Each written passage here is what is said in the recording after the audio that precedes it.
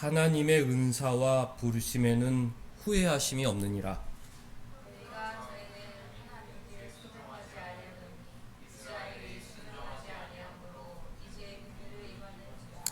이와 같이 이 사람들이 순종하지 아니하니 이는 너희에게 베푸시는 궁율로 이제 그들도 궁율을 얻게 하려 하심이라.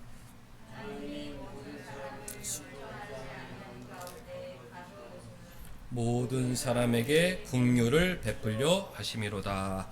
아멘. 하나님, 우리 아버지와 주 예수 그리스도로부터 은혜와 평강이 있기를 원하노라. 아멘.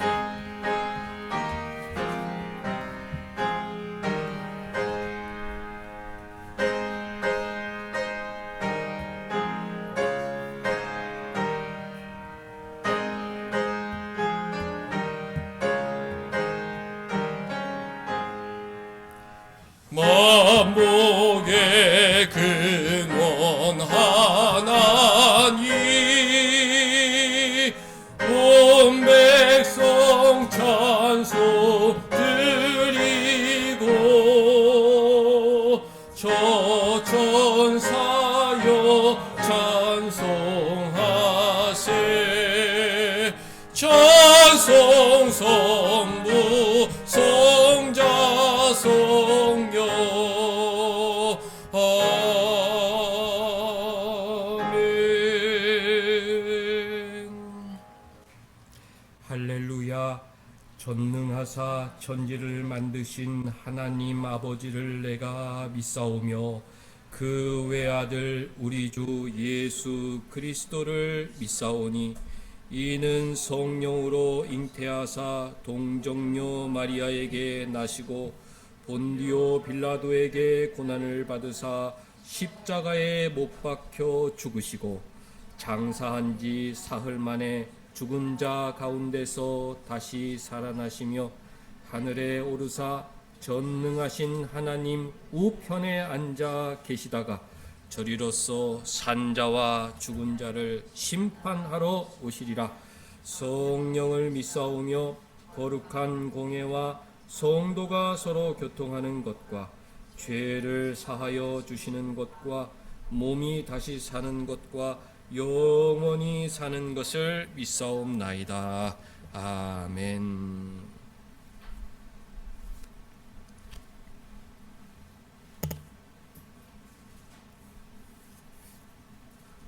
보라, 형제가 연합하여 동거함이 어찌 그리 선하고 아름다운고.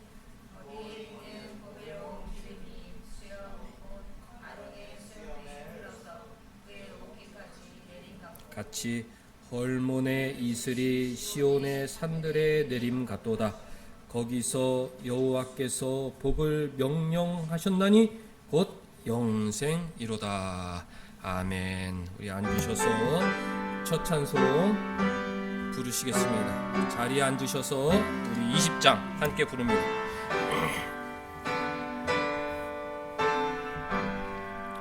큰 영광 중에 계신 주 나 찬송합니다.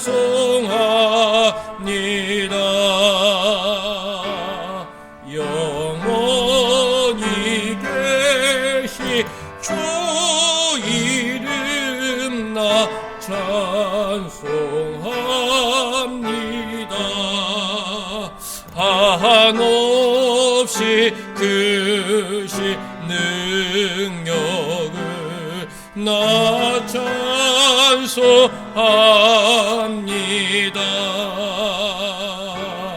참되고 예쁜 그녀 나 찬송합니다. 온 천지 창조하시던 그 말씀 힘이 있어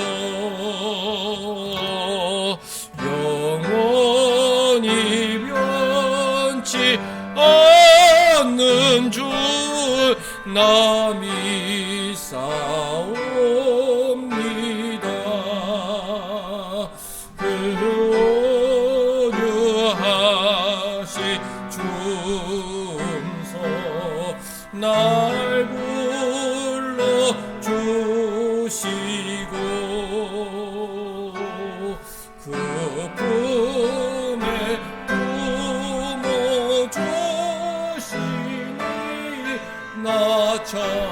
찬송합니다.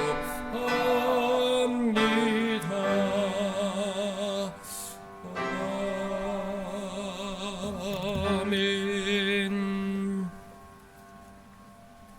우리 한 주 동안의 우리 삶을 돌아보겠습니다.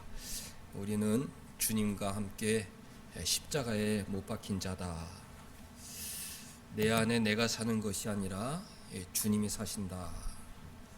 나를 사랑하사 나를 위하여 자기 몸을 버리신 하나님의 아들 독생자를 믿는 믿음으로 사는 자들입니다. 한 주간 이런 신앙으로 살았는지 주님 감사합니다. 내가 사는 것이 아니라 주님이 내 안에 사시는 것인데 주님 나를 사용하여 주소서. 이런 믿음으로 살았는지 우리 삶을 돌아보겠습니다.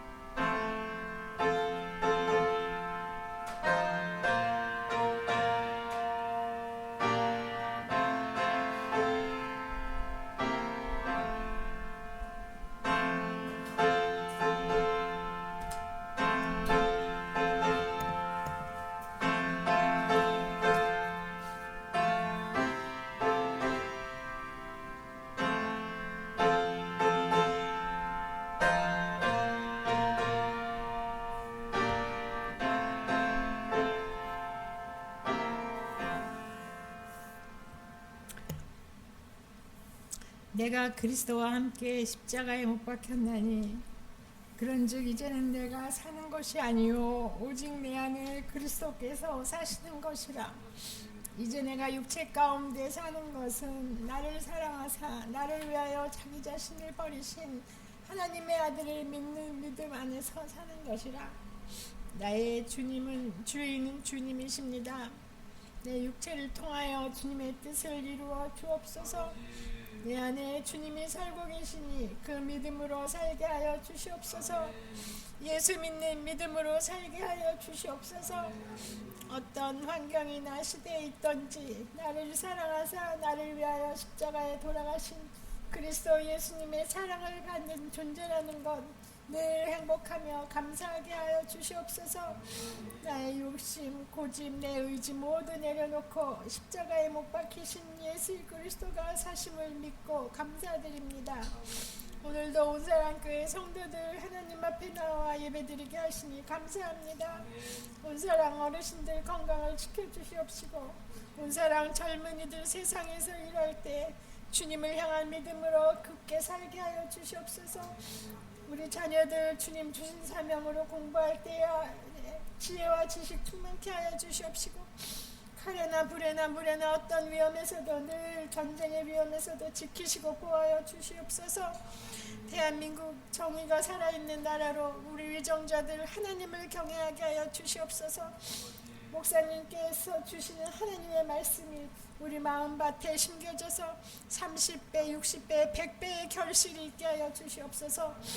이 모든 말씀 예수님의 이름으로 기도합니다. 아멘.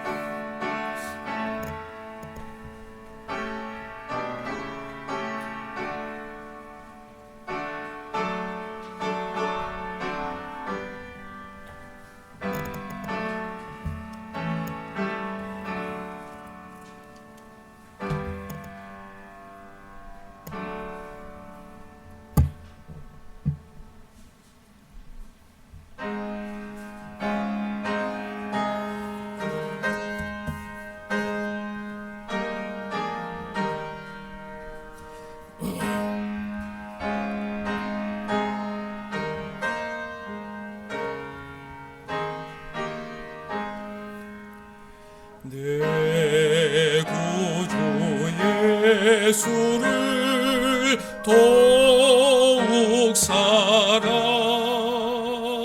엎드려 비는 마 들으소서. 내 진정 소원이 내 구주 예수를 더욱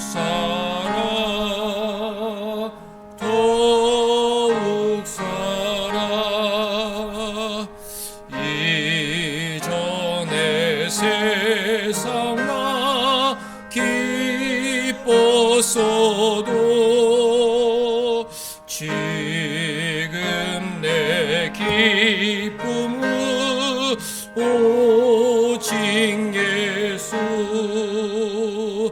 다만 내비는 말 내 구주 예수를 더욱 사랑 더욱 사랑. 이 세상 떠날 때 찬양하고 숨질 때 하는 말 이것일세. 다만 내비는 말 내 구주 예수를 더욱 사랑 더욱 사랑. 아멘.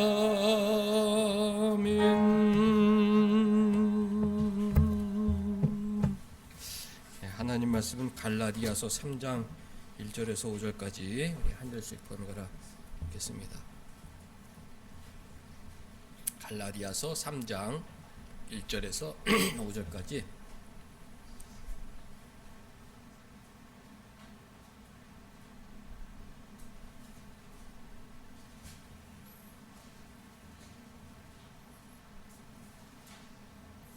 우리 3장 1절부터 5절까지 우리 한 절씩 번갈아 읽겠습니다. 어리석도다 갈라디아 사람들아, 예수 그리스도께서 십자가에 못 박히신 것이 너희 눈앞에 밝히 보이거늘 누가 너희를 꾀더냐.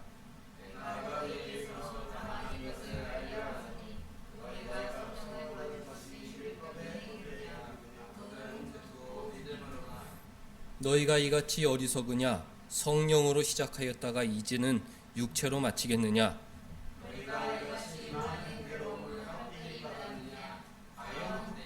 같이 너희에게 성령을 주시고 너희 가운데서 능력을 행하시는 이의 일이 율법의 행위에서냐 혹은 듣고 믿음에서냐. 아멘. 오늘 설교 소제목을 거듭남의 신비라고 붙여보았는데요. 신자들은 다 거듭남 사람들이죠. 너 거듭났어? 물어보면 우리들은 나 거듭났어 이렇게 자신 있게 대답할 수 있어야 합니다.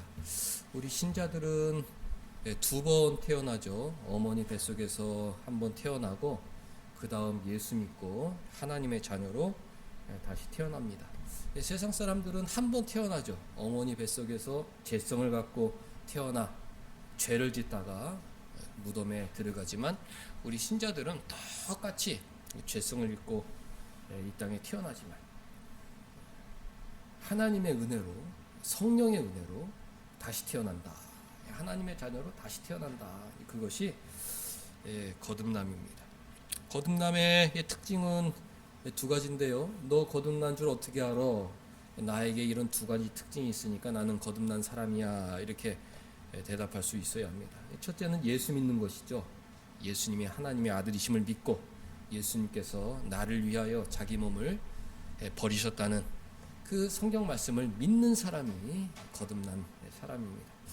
세상에 우리가 복음을 전하죠. 예수 믿어라. 죄사함 받고 천국 가자. 복음을 전해도 그것을 받아들이지 않습니다. 믿지 못합니다. 거듭나지 못했기 때문입니다. 누군가가 우리들에게 너 거듭난 사람 맞아? 나 거듭났어. 어떻게 알아? 난 예수님을 믿어. 예수님이 나를 위하여 십자가에 죽으셨다는 것을 난 믿어. 나는 내가 지금 하나님의 자녀라는 걸 확신해. 지금 죽어도 난 천국으로 하나님께서 불러가실 것이라는 믿음이 있어. 그 믿음이 있는 사람이 거듭난 사람이죠. 이와 더불어 한 가지만 가지고는 부족하고 두 번째 특징이 있어야 되는데 새 사람이 되려고 하는 노력이 있어야 됩니다. 내가 죄성을 갖고 태어났는데 죽을 때까지 이 죄성의 노예로 살지만 내가 다시 태어났으니까 이 죄성을 누르고 내가 새 사람으로 살아야겠다. 이 믿음의 선한 싸움이 있어야 합니다. 이 믿음의 선한 싸움이 있는 사람이 바로 거듭난 사람의 특징이죠. 사도 바울도 나는 날마다 죽는다.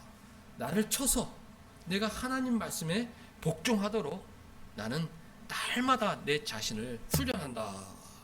그렇게 고백했습니다. 내 안에 두 가지 법이 있다. 생명의 법이 있고 사망의 법이 있고. 내가 예수를 믿지만 내 마음속에 죄성이 있다는 것을 고백했습니다. 너 예수 믿는 사람 맞아? 너 거듭난 사람 맞아? 나 맞다. 어떻게 확신할 수 있느냐? 내 안에 선한 믿음의 싸움이 있다. 나는 인생의 목표가 믿음의 선한 싸움이다. 너 인생의 목표가 뭐야? 나는 말씀에 순종하는 것이다. 하나님 사랑, 이웃 사랑하는 것이다. 나는 이웃 사랑하기에 너무 부족한 사람이다. 그런데 나는 피 흘리기까지 내 죄성을 누르고 내 마음에 있는 시커먼 마음을 누르고 하나님 말씀에 순종하려고 날마다 힘쓰고 노력하고 있다. 이것이 거듭난 증거다. 그렇게 이야기할 수 있어야 됩니다. 여러분들 구원의 확신이 있으시죠? 믿음의 선한 싸움을 하고 계시죠? 날마다 승리할 수는 없지만 그래도 나는 사랑하고 싶다 하고 노력하는 몸부림이 있는 사람이 거듭남 사람의 모습이죠. 거듭남의 신비라고 했습니다. 이것은 참 사람의 힘으로 되는 것이 아니라 하나님의 은혜로만 가능한 일이라 신비하다. 그렇게 말씀하시죠. 아무리 복음을 전해도 믿지 못하는 사람이 있고 믿음의 선한 싸움이 무엇인지 그 말 자체를 이해하지 못하는 사람이 있는 것을 보면 거듭난다는 것은 사람의 힘으로 되는 것이 아니고 정말로 신비한 일이다. 그렇게 생각하게 되죠. 오늘 5절 말씀 보면 너희에게 성령을 주시고 너희 가운데에서 능력을 행하시는 이 하나님이죠. 하나님께서 하시는 일이 나타나 있어요. 우리에게 성령을 주신다. 그리고 성령을 통하여 능력을 행하신다. 그랬습니다. 성령이 우리 마음속에 들어오는 순간 우리는 거듭나게 되는 것이 처음으로 성령이 내 마음속에 임재하는 순간 나는 거듭나게 된다. 능력을 행하신다. 기적을 행하고 죽은 사람을 살리고 병을 고치고 그런 능력이 아니라 죄성을 누르는 그런 능력을 우리 가운데 행하시는 거죠. 그전엔 늘 미움과 다툼 시기 속에 살았는데 거짓 투성이었는데 하나님께서 성령을 통해서 내 죄성을 능력으로 누르니까 이제는 바른 말만 하고 늘 피스메이커 화목하게 하는 일을 하고 늘 남을 배려하고 남을 위해주고 나보다 남을 먼저 생각하는 그런 하나님의 자녀로 변하게 되는 것이죠. 성령을 주시고 능력을 행하시는 그 하나님을 통해 우리가 거듭나게 되는 것입니다. 이 유대인들은 이 거듭남에 대해서 이해가 부족했습니다. 교회 다니는 사람들도 이 거듭남에 대해서 주목하지 못하면 그 이해도가 떨어질 수 있어요.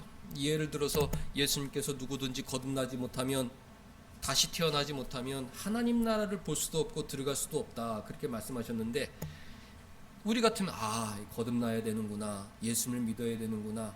늘 믿음의 선한 싸움, 나의 죄성과 싸워야 되는구나. 그것을 이해할 수 있죠.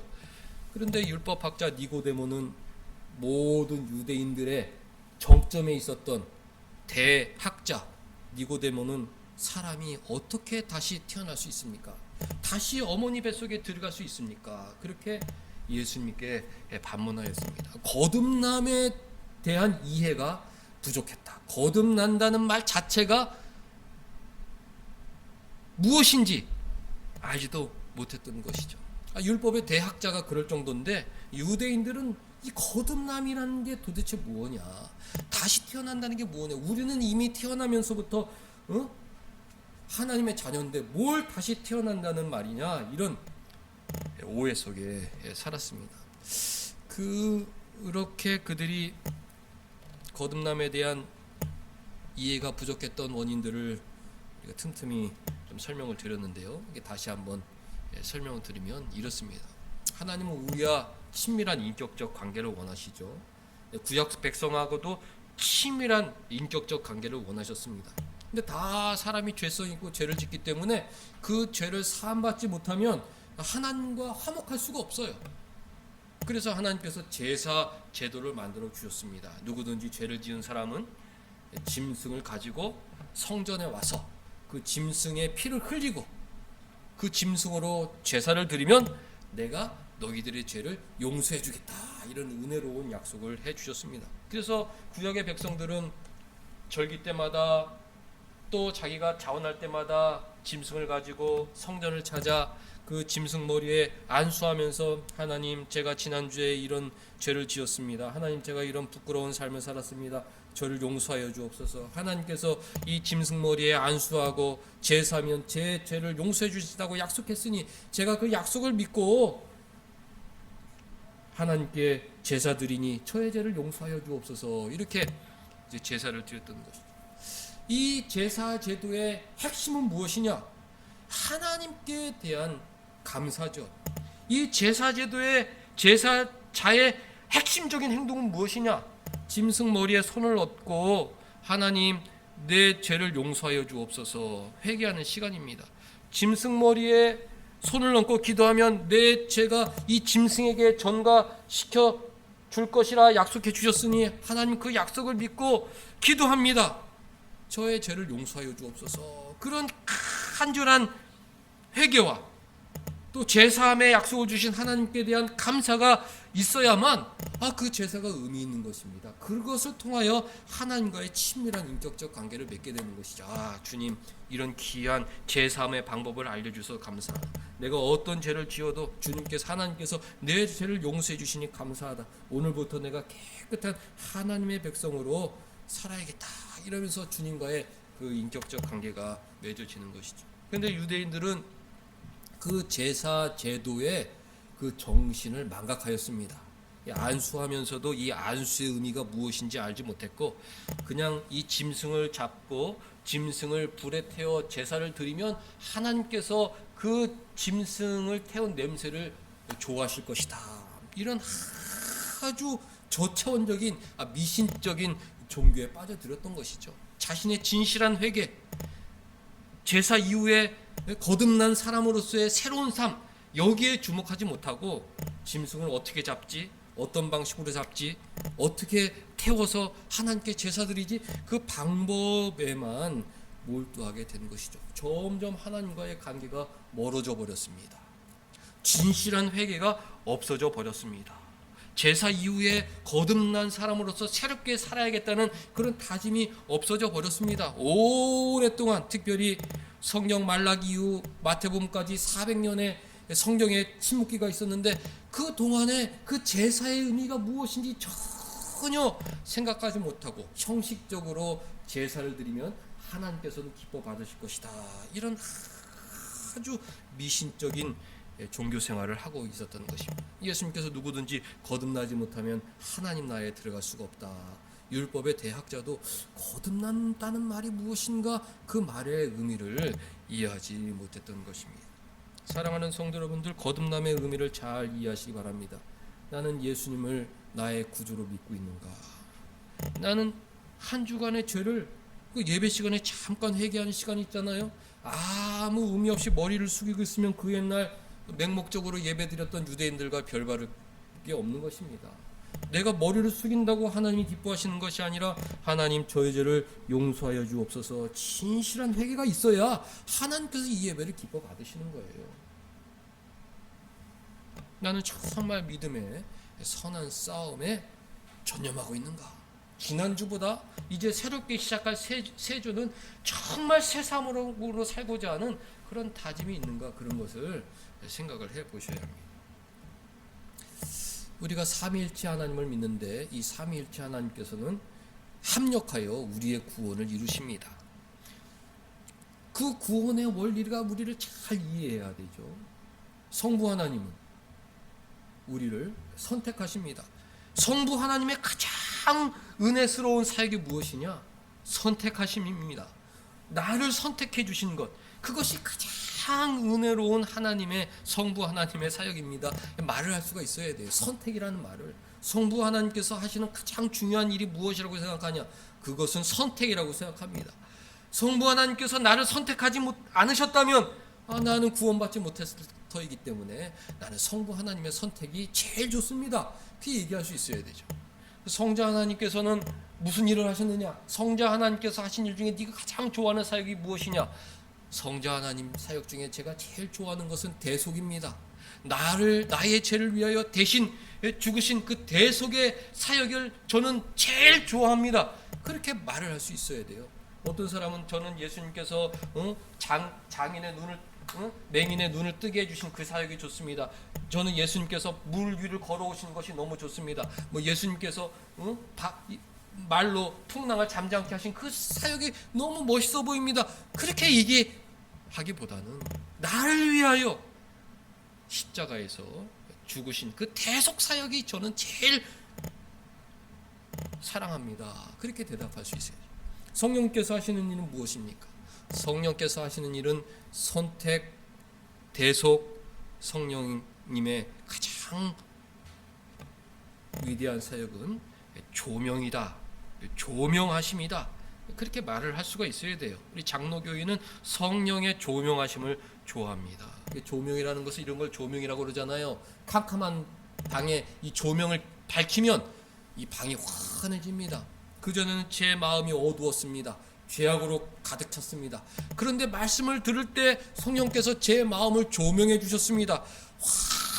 환한 진리의 빛을 비춰주셨습니다. 내가 죄인이라는 것을 보게 해주셨습니다. 죄를 깨닫게 해주셨습니다. 예수님이 진리라는 것을 가르쳐 주셨습니다. 예수님을 믿게 해주셨습니다. 저를 거듭나게 해주셨습니다. 예수님의 사랑의 빚진 자로 살게 해주셨습니다. 말씀에 순종하며 살도록 성령께서 이 죄악된 마음을 조명해 주셨습니다. 그렇게 말을 할 수가 있어야 되죠. 성령의 조명을 받은 사람 회개하게 됩니다. 예수님 믿게 됩니다. 거듭난 사람으로 살아가게 됩니다. 5절 너희에게 성령을 주시고 너희 가운데 능력을 행하시는 이 하나님이시죠. 우리 가운데 성령을 보내주시어 성령께서 우리 마음을 조명해 주셔요. 그래서 우리가 죄인임을 깨닫게 해주시고 예수 믿게 해주시고 그 성령의 능력으로 이 진짜 이 나를 제압하고 있는 이 죄성을 누르고 성령의 능력으로 죄성을 누르고 하나님 말씀에 순종할 수 있도록 만들어 주신 것입니다. 오순절에 성령이 임했죠. 어떤 성도들은 삼위일체 하나님은 태초부터 지금까지 항상 함께 사역하셨습니다. 구약 시대에도 예수님이 계셨죠. 구약 시대에도 아브라함에게도 나타나시고 여러 성도들에게 예수님이 사람의 모습으로 나타나셨습니다. 또 성령께서도 구약 시대에 활동하셨죠. 똑같은 모습으로 활동하셨습니다. 그 사람에게 믿음을 주고 그 사람이 하나님 자녀로 살아갈 수 있도록 그의 마음을 조명해 주셨죠. 그런데 2000년 전에 예수님께서 육신으로 이 땅에 오셨죠. 예수님 부활 승천하신 후 50일 후에 또 보혜사 성령님께서 약속하신 대로 이 땅에 내려오셨습니다. 오순절날 제자들이 기도하고 있을 때 성령께서 내려오셨는데 그때 우리가 주목해야 될 세 가지 사건이 일어났죠. 첫 번째는 모든 사람들 머리 위에 불같은 성령이 임했습니다. 막 급한 바람이 확 불고 불같은 성령이 각 사람 머리 위에 임했습니다. 그것을 모든 사람이 볼 수 있었어요. 그래서 옛날 우리 신앙의 화가들은 그 모습을 그려내려고 여러 가지로 표현했어요.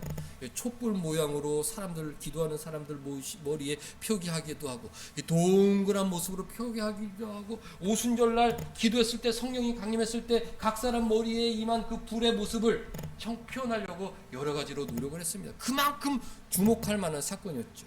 성령께서 왜 각 사람 머리 위에 그런 불같은 모습으로 임하셨느냐? 약속이 성취되었다는 것을 분명하게 보여주려고 그러신 것입니다. 두 번째 어떤 일이 벌어졌습니까? 사람들이 다 외국어로 기도하기 시작했어요. 사람들이 기도하는데 천하 각국에서 6월절 명절에 예루살렘에 모였는데 저기 우리나라 말로 기도하는 사람들이 누구냐? 여기에도 우리나라 말로 기도하는 사람이 있다니. 세계 모든 언어로 기도하고 그 기도 소리를 듣게 되는 그런 일이 벌어졌습니다. 바벨탑을 쌓을 때 하나님께서 그 교만한 사람들의 죄를 벌하시려고 바벨탑을 무너뜨리고 그 사람들을 세계 각지로 흩어버리고 그리고 언어를 다 나뉘게 하여 서로 하나 되지 못하도록 만들었습니다. 너희들이 모이면은 하나가 되어서 악행을 일삼기가 있으니까 너희들은 떨어져 살아야 된다. 그리고 언어를 갈라주셨어요. 근데 오순절날 모든 지역에서 사람들이 모여 기도하는데 한 목소리로 기도하는데 거기서 여러 나라 말로 기도하지만 그것을 다 알아듣는 그런 기적 같은 일이 일어났죠. 왜 이런 일을 보여주셨습니까? 예수 안에서 하나가 되었다. 예수 안에서 모든 것이 하나가 되고 예수 안에서는 모든 것이 회복되는 역사가 일어난다. 성령께서 이 땅에 임하시면 모든 민족과 언어와 나라가 하나가 되고 다 함께 예수님을 주로 섬길 수 있는 역사가 일어난다는 것을 보여주기 위한 것이었죠. 그리고 마지막에 세 번째 어떤 일이 일어났습니까? 거기에 모였던 사람들이 베드로가 설교를 할 때 수많은 사람들이 예수님을 구주로 영접하는 일이 일어났습니다. 설교를 듣고 성령께서 그 설교를 듣는 사람들 마음속에 진리의 빛을 조명해 주시니까 자기 신의 죄를 회개하고 거기서 예수님을 구주로 영접하는 기적 같은 일이 일어났다는 것이죠. 사랑하는 성도 여러분들, 오늘날 성령이 임할 때 우리는 어떤 사건을 주목해야 됩니까? 어떤 교파에서는 성령이 임한 증거는 방언이다.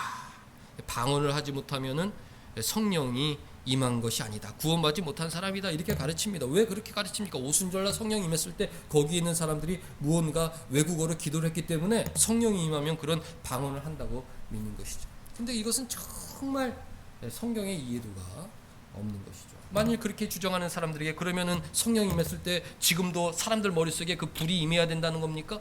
우리가 반문해야 돼요. 아니 그 당시에 오순절날에 성령 임했을 때 각 사람 머릿속에 다 불이 임했고 화가들이 그 모습을 재현하려고 막 촛불 같은 것도 그리고 이상한 불빛도 밀렸는데 그러면은 성령을 받은 사람들 머릿속에 그 불이 임해야만 그 사람이 구원받은 사람입니까? 우리가 반문해야 되는 것이죠. 하나님께서 왜 그런 사건을 보여주셨느냐? 그 순간 성령이 임했다는 것을, 약속이 성취되었다는 것을 분명하게 보여주려고 단회적인 사건으로 그렇게 보여주신 것이죠. 그리고 예수 안에서 성령이 임할 때 모든 것이 하나가 된다는 그것을 보여주시기 위해서 각 나라 말로 기도하는 그런 일을 보여주신 것입니다. 우리가 성령이 임할 때 추구해야 될 것은 무엇이냐? 자신의 죄를 회개하고 예수를 구주로 받아들이고 그리고 내가 새로운 사람으로 살아야겠다는 그런 결단이 필요한 것이죠. 저는 신학교 다닐 때 저도 기타를 치고 노래를 좋아했습니다만은 그 많은 사람들이 다 기타를 치고 막 거기에 그냥 많은 시간 몰두하고 이제 저도 그랬죠.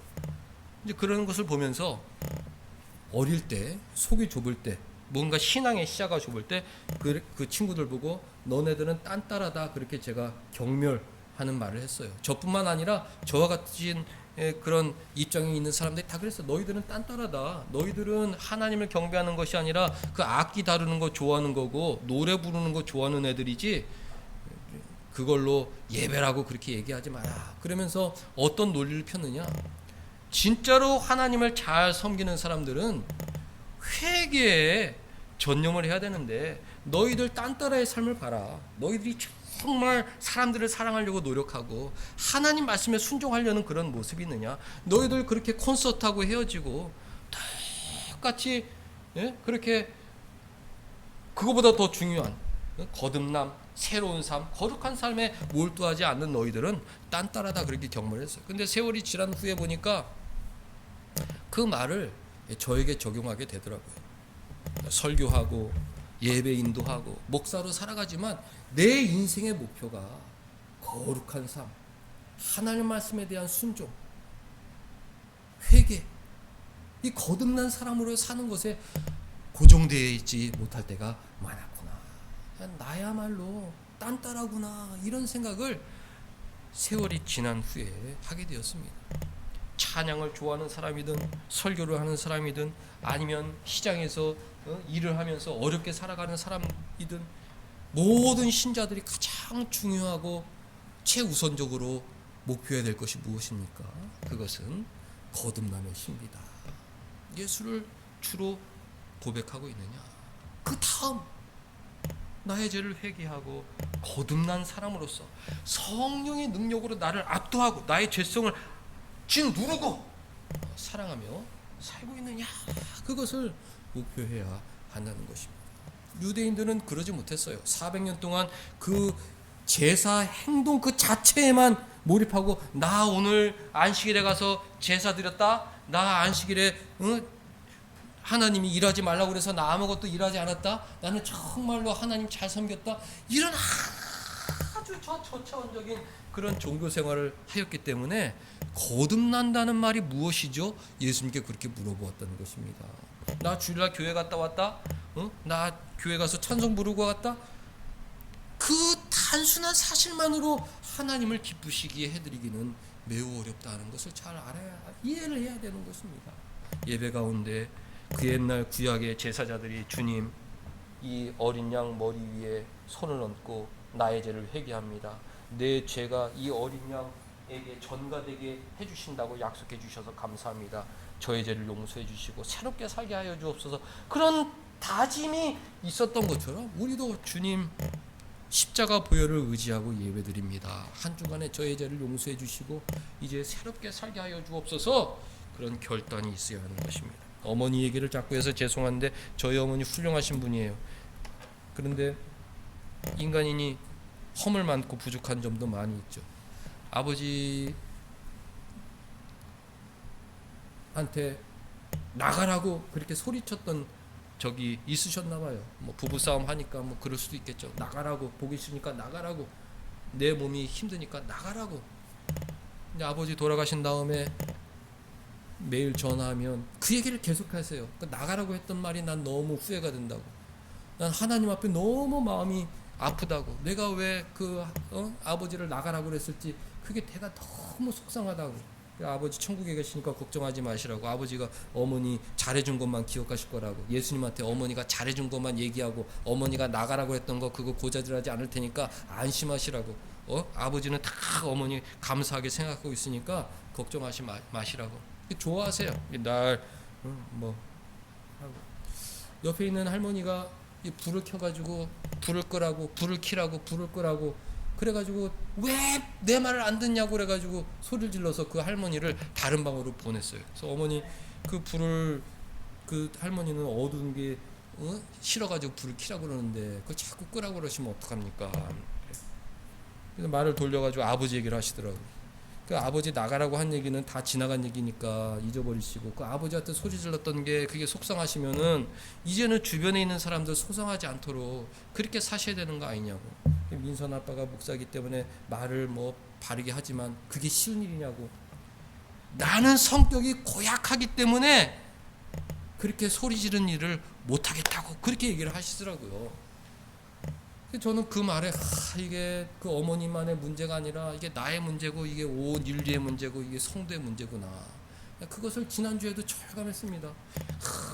어머니 그러셔야 되냐고 다 알아듣는데 나는 성격이 너도 알다시피 고약해서 나는 그렇게 소리 안 지르고는 못 산다. 그렇게 얘기를 하시더라고요. 그래도 어머니 주님 생각하시면서 조금이라도 참아보세요 하고 얘기를 마쳤습니다. 너무 다른 거 훌륭하신 분이에요. 제가 이 얘기를 잠깐 드리는 것은 우리가 다 공감할 수 있는 이야기이기 때문에 그렇습니다. 남의 얘기가 아니라 내 이야기고 나의 진실된 모습 이야기고 우리가 진짜로 목표해야 될 것이 무엇이냐. 예수님을 주로 믿고 그렇죠? 21:3절 5절 너희에게 성령을 주시고 너희 가운데 능력을 행하시는 이 율법의 행위에서냐 혹은 듣고 믿음에서냐. 우리가 듣고 믿음이 생겨서 주를 영접하고 성령께서 능력으로 내 안에 행하고 계신데 왜 그것을 주목하지 못하고 뭘 할례를 해야 되니 말아야 되니 불을 켜야 되니 말아야 되니 이런 걸 가지고 싸우고 있는지 너희들은 왜 이렇게 어리석으냐? 어리석도다 갈라디아 사람들아, 예수 그리스도께서 십자가에 못 박히신 것이 너희 눈앞에 밝게 보이거늘 왜 그 자꾸 할례를 하라고 해서 교회를 어지럽히느냐? 그 할례 행위는 우리 신앙에 아무런 도움이 안 된다. 우리의 그 수많은 제사 행위는 우리 신앙에 도움이 안 된다. 그런 율법의 행위, 외면적인 행위가 우리 신앙에 도움이 되는 것이 아니다. 우리는 성령을 받지 않았느냐? 성령께서 능력으로 우리 가운데 행하고 계시지 않느냐? 그 신앙의 핵심을 바라보자. 그렇게 갈라디아 성도들에게 사도 바울이 편지를 썼던 것입니다. 사도 바울의 고백처럼 우리는 십자가에 못 박힌 사람이다. 내가 사는 것이 아니라 내 안에 주님께서 사신다. 내가 살아가는 동기는 나를 사랑하사 나를 위하여 자기 몸을 버리신 하나님의 아들을 믿는 믿음. 주님 감사합니다. 그 인격적인 관계 속에서 주님 말씀에 순종하며 살겠습니다 해야 하는 것입니다. 성경 말씀, 너희에게 성령을 주시고, 하나님께서 성령을 주셨습니다. 우리를 거듭나게 해주셨죠. 너에게 성령을 주시고 한 주간 살아갈 때 하나님께서 성령을 보내주셨다. 내 안에 성령께서 계신다. 이 성령께서 내 죄성을 눌러야 된다. 그것이 능력이다. 다른 교파는 성령의 능력 그러면은 막 방언으로 기도하는 것이 성령의 능력이고, 막 기도해서 병 고치는 것이 성령의 능력이고, 무언가 기적 같은 일이 일어나는 것이 성령의 능력이라고 생각하지, 그게 성령의 능력이 아닙니다. 내 죄를 깨닫는 것, 그게 성령의 능력이에요. 내 부족함을 깨닫는 것, 그리고 그 죄성을 억누르는 것, 그것이 성령의 능력인 것이죠. 성령의 능력으로 한 주간 살아가는 우리 모두가 될 수 있기를 주님의 이름으로 축복합니다. 기도하겠습니다. 하나님 아버지, 성령을 주시고 예수 믿게 하여 주시고, 성령의 능력으로 우리의 죄성을 억압하여 주시고, 성령 충만하여 하나님 말씀으로 살게 하여 주시니 감사드리옵나이다. 한 주간 살아갈 때 믿음의 선한 싸움 싸우게 하여 주시고, 하나님의 자녀로서 거룩하게 살 수 있도록 인도하여 주옵소서. 예수님의 이름으로 기도하옵나이다. 아멘.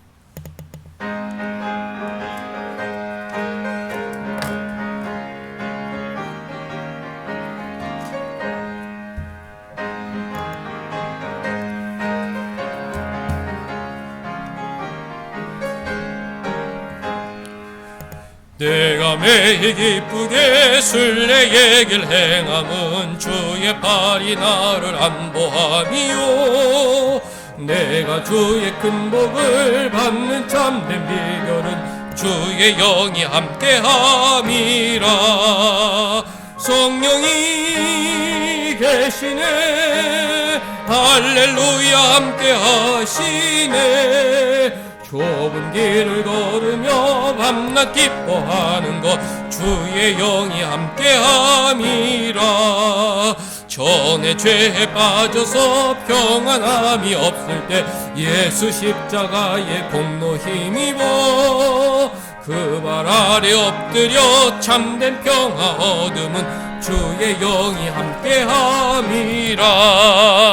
성령이 계시네, 할렐루야 함께하시네. 좁은 길을 걸으며 밤낮 기뻐하는 것 주의 영이 함께함이라.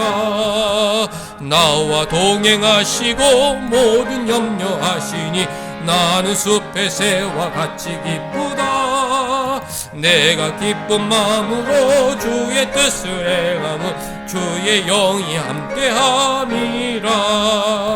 성령이 계시네, 할렐루야 함께하시네. 좁은 길을 걸으며 밤낮 기뻐하는 것 주의 영이 함께함이라.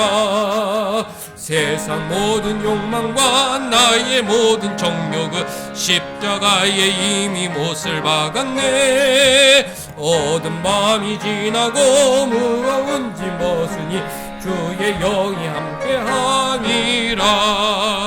성령님 대신에 할렐루야 함께 하시네. 좁은 길을 걸으며 밤낮 기뻐하는 것 주의 영이 함께함이라.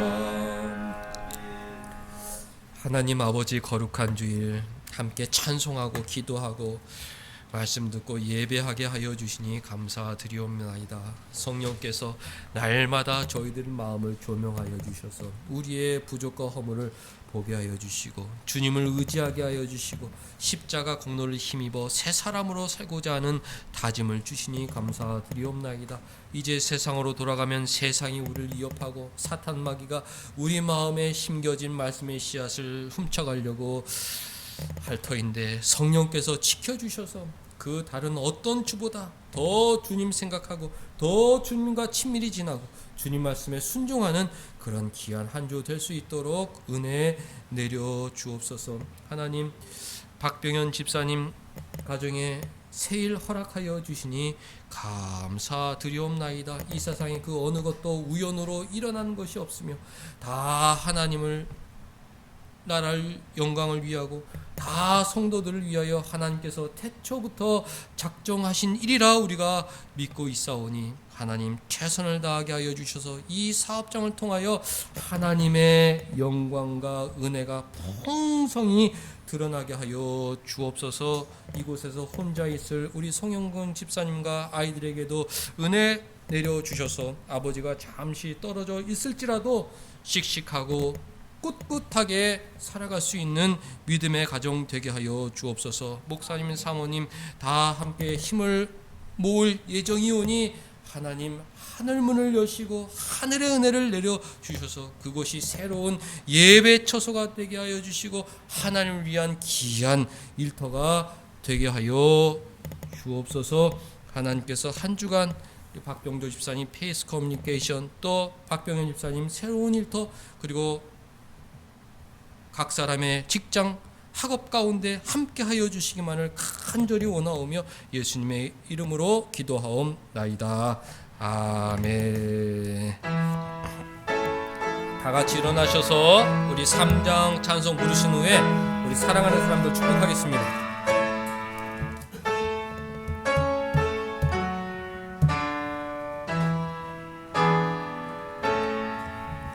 성부 성자와 성령 찬송과 영광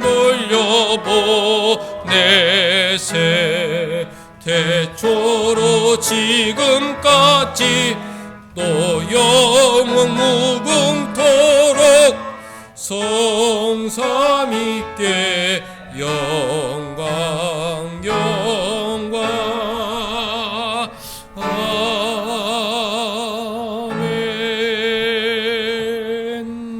사랑하는 사람들, 거듭난 사람으로서 성령의 능력으로 살게 하소서 축복합니다. 하나님 아버지, 불러주시고 믿음 주시고 거듭난 사람으로 살게 하여 주시니 감사드리옵나이다. 평생의 목표가 주님 말씀에 순종하는 것이었는데 우리의 부족과 허물을 날마다 주님 앞에 내려놓고 성령 충만하여 성령의 능력으로 말씀에 순종하며 살아가는 우리 모두가 되게 하여 주옵소서.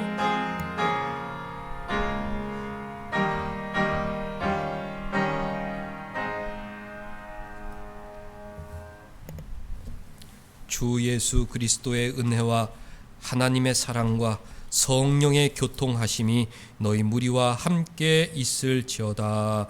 아멘.